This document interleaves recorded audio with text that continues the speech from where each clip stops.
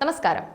പാകിസ്ഥാൻ സമ്പദ് വ്യവസ്ഥയ്ക്ക് ഇപ്പോഴുള്ളതിലും അധികം തകർച്ചയുണ്ടാകുമെന്ന് IMF ഒരു നിർണായകമായ മുന്നറിയിപ്പ് നൽകി കഴിഞ്ഞു. വൻ തകർച്ചയാണ് പാകിസ്ഥാനെ കാത്തിരിക്കുന്നത്. ജനം നട്ടം തിരിയുകയാണ്. പാകിസ്ഥാന്റെ ഭാവി അതിദാരുണമായിരിക്കുമെന്ന മുന്നറിയിപ്പിൽ അക്ഷരാർത്ഥത്തിൽ ജനം ഞെട്ടിത്തരിച്ചു എന്ന് തന്നെ പറയാം. ഇന്റർനാഷണൽ മോണിറ്ററി ഫണ്ട് പാകിസ്ഥാന്റെ സാമ്പത്തിക ഭാവിയെക്കുറിച്ച് ശക്തമായ മുന്നറിയിപ്പാണ് നൽകിയിട്ടുള്ളത്. IMFന്റെ ഏറ്റവും പുതിയ റിപ്പോർട്ടിൽ അസാധാരണമായ ഉയർന്ന അപകട സാധ്യതകൾ പാകിസ്ഥാനിൽ എടുത്തു കാണിക്കുന്നുണ്ട്. ഒരു പുതിയ ദീർഘകാല പരിപാടിയെക്കുറിച്ച് പാകിസ്ഥാൻ സർക്കാരും IMFും തമ്മിലുള്ള ചർച്ചകൾക്ക് മുന്നോടിയായിട്ട് പുറത്തിറക്കിയ ഈ റിപ്പോർട്ട് രാജ്യത്തിന്റെ സ്ഥിരതയെയും രാജ്യം നേരിടുന്ന വെല്ലുവിളികളെയും കുറിച്ചുള്ള ആശങ്കകൾക്ക് അടിവരയിടുന്നുണ്ട്. പാകിസ്ഥാനിലെ അപകട സാധ്യതകൾ അസാധാരണമായി ഉയരുകയാണ്. പാകിസ്ഥാനിലെ ഉയർന്ന ജീവിത ചെലവും മറ്റ് രാഷ്ട്രീയ സങ്കീർണതകളും കണക്കിലെടുക്കുമ്പോൾ അതിദാരുണമായ അവസ്ഥയാണ് പാകിസ്ഥാനെ കാത്തിരിക്കുന്നത്. ഇപ്പോഴുള്ളതൊന്നുമല്ല, ഇനി വരാനിരിക്കുന്നതാണ് വലിയ വിപത്ത് എന്നതാണ് ആ മുന്നറിയിപ്പ്.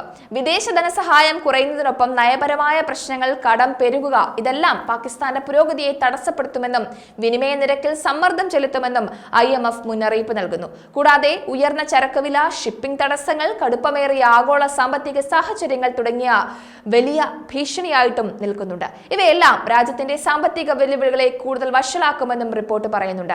പാകിസ്ഥാൻ അടുത്തിടെ $3 ബില്യൺ ഹ്രസ്വകാല പരിപാടി പൂർത്തിയാക്കിയപ്പോൾ രാജ്യത്തിന്റെ നിലവിലുള്ള സാമ്പത്തിക പ്രശ്നങ്ങൾ പരിഹരിക്കുന്നതിന് പുതിയതും ദീർഘകാലവുമായ ഒരു ക്രമീകരണത്തിന്റെ ആവശ്യകത പ്രധാനമന്ത്രി ഷഹബാസ് ഷെരീഫ് അടിവരയിട്ട് പറഞ്ഞിരുന്നു. കഴിഞ്ഞ വർഷത്തെ നെഗറ്റീവ് വളർച്ചയെ അപേക്ഷിച്ച് ഈ വർഷം ഏകദേശം 2% പ്രവചിക്കപ്പെടുന്ന ഉയർന്ന സാമ്പത്തിക കമ്മിയും വളർച്ചാ മുരടിപ്പും ഉൾപ്പെടെയുള്ള കാര്യമായ വെല്ലുവിളികൾ നിലനിൽക്കുന്നുണ്ട്. ഈ വെല്ലുവിളികളെ നേരിടാൻ പാകിസ്ഥാൻ IMFിൽ നിന്ന് കുറഞ്ഞത് $6 ബില്യൺ എങ്കിലും ആവശ്യപ്പെടുമെന്നും റിലയൻസ് ആൻഡ് സസ്റ്റൈനബിലിറ്റി ട്രസ്റ്റിന് കീഴിലുള്ള ഫണ്ടിൽ നിന്ന് അധിക ധനസഹായം അഭ്യർത്ഥിക്കുമെന്നും റിപ്പോർട്ടുകളുണ്ട്. സാമ്പത്തിക രംഗത്ത് രാജ്യം നേരിടുന്ന പണപ്പെരുപ്പം, മൂല്യത്തകർച്ച, കുറഞ്ഞ വിദേശ കരുതൽ ശേഖരം എന്നിവ വളരെ പ്രാധാന്യത്തോടെ വേണം നോക്കിക്കാണാൻ. പാകിസ്ഥാന്റെ അടിത്തറ ഇളകിക്കൊണ്ടിരിക്കുകയാണ് എന്നതാണ് വാസ്തവം. ശരിക്കും പറഞ്ഞാൽ ഇപ്പോഴത്തെ ബുദ്ധിമുട്ടുകൾ പരിഹരിക്കാൻ പാകിസ്ഥാൻ എന്ത് സാമ്പത്തിക നയം രൂപീകരിക്കണം, സ്വീകരിക്കണം തുടങ്ങിയ പ്രധാന ചോദ്യങ്ങൾ ഇപ്പോൾ ഉയർന്നു വരുന്നുണ്ട്. പാകിസ്ഥാന്റെ സ്ഥിരത കൂടുതൽ വഷളായിക്കൊണ്ടിരിക്കുന്ന സാമ്പത്തിക പ്രതിസന്ധിയുടെ ഫലത്തെ ആശ്രയിച്ചിരിക്കുന്നു എന്നതാണ് പ്രധാനപ്പെട്ട കാര്യം. കുതിച്ചുയർന്ന പണപ്പെരുപ്പം, പ്രധാനമന്ത്രി ഷഹബാസ് ഷെരീഫിന്റെ സർക്കാരും മുൻ പ്രധാനമന്ത്രി ഇമ്രാൻഖാനും തമ്മിലുള്ള രാഷ്ട്രീയ സംഘർഷം, വർദ്ധിച്ചു വരുന്ന തീവ്രവാദം എന്നിവയ്ക്കിടയിൽ രാജ്യം അതിന്റെ വൻതോതിലുള്ള വിദേശ കടബാധ്യതകൾ കാരണം തിരിച്ചടവിന്റെ അപകട സാധ്യതയാണ് നേരിടുന്നത്. 2022 ഡിസംബറിലെ കണക്കനുസരിച്ച് $126.3 ബില്യൺ വിദേശ കടവും ബാധ്യതകളും പാകിസ്ഥാന്റെ പക്കലുണ്ട്. ഈ കടത്തിന്റെ ഏതാണ്ട് 77%, 97.5 ബില്യൺ തുക പാകിസ്ഥാൻ ഗവൺമെന്റ് വിവിധ കടക്കാരോട് നേരിട്ട് കടപ്പെട്ടിട്ടുണ്ട്. $7.9 ബില്യൺ അധികമായി സർക്കാർ നിയന്ത്രിത പൊതുമേഖലാ സ്ഥാപനങ്ങൾ ബഹുമുഖ വായ്പക്കാർക്ക് നൽകേണ്ടതുണ്ട്. ആരാണ് ഈ കടക്കാർ എന്നതിലേക്ക് വരികയാണെങ്കിൽ പാകിസ്ഥാന്റെ കടക്കാർ 4 വിശാലമായ വിഭാഗങ്ങളിൽ ഉൾപ്പെടുന്നുണ്ട്. അതായത് ബഹുമുഖ കടം, പാരീസ് ക്ലബ് കടം, സ്വകാര്യ വാണിജ്യ വായ്പകൾ, ചൈനീസ് കടം.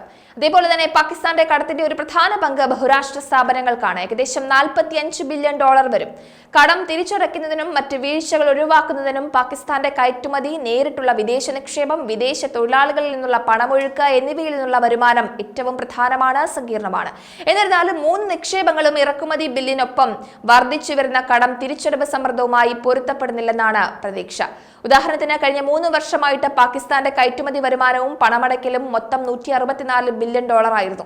$170 ബില്യൺ മൂല്യമുള്ള ചരക്ക് ഇറക്കുമതിയുമായി താരതമ്യം ചെയ്യുമ്പോൾ അടുത്ത 3 വർഷങ്ങളിലും ഇറക്കുമതി, കയറ്റുമതിയുടെയും പണമയക്കലിന്റെയും മൊത്തം ഡോളർ തുകയേക്കാൾ കൂടുതലായിരിക്കും. ഇത് ബാഹ്യ ധനസഹായം ആവശ്യമായ കറന്റ് അക്കൗണ്ട് കമ്മിയിലേക്കും നയിക്കും. പാകിസ്ഥാന്റെ സ്ഥിതി അതിദാരുണമായിരിക്കും എന്നുള്ളത് ഉറപ്പാണ്. അതിനായി ഭരണകൂടം എന്ത് ചെയ്യും എന്നുള്ളതും നമുക്ക് കാത്തിരുന്ന് തന്നെ കാണാം.